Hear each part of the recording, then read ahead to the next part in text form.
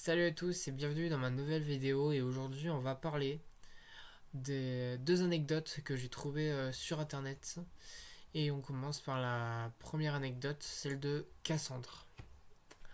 Cassandre elle est en couple depuis 2 ans et demi avec son fiancé Bernard, qu'on va appeler Bernard parce que j'ai pas le nom des fiancés, et un ami de longue date qu'elle connaît depuis 15 ans à travers sa sœur. En vivant en temps En vivant un temps chez sa belle famille, elle a remarqué une proximité entre son fiancé et sa sœur adoptive, alors âgée de 16 ans, mais sans y prêter trop attention. Après être tombée enceinte presque en même temps, elles se sont rapprochées, mais le comportement de la sœur a radicalement changé après la naissance du bébé. Des mois plus tard, elle apprend avec stupeur que cette sœur ainsi qu'une cousine ont accusé son fiancé de comportements graves et que toute la famille était au courant depuis 2 mois sans le dire. Déstabilisée, trahie et en colère, elle ne sait plus quoi penser, tiraillée entre ce qu'on lui dit, ce qu'elle a vu et ce qu'elle ressent. Bah, je pense que tu devrais quitter ton fiancé.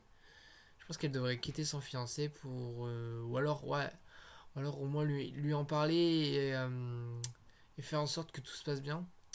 Parce que c'est le quitter, c'est compliqué parce que, si j'ai bien compris, c'est parce elle a déjà un enfant. Donc c'est compliqué de quitter le père biologique de son enfant. Voilà. Et ouais, faut vraiment que tu en parles avec lui. Et faut que vous essayez de trouver une solution qui, qui vous va à tous les deux. Mais je pense que aussi, peut-être que la sœur,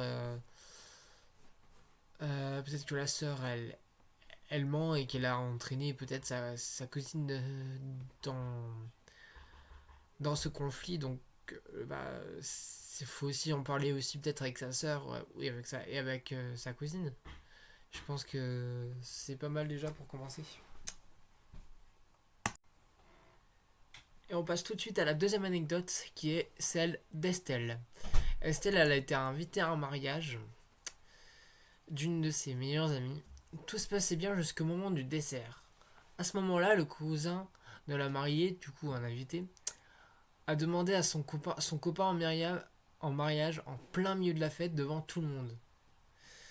C'était gênant car ce n'était pas son événement, mais celui de la mariée.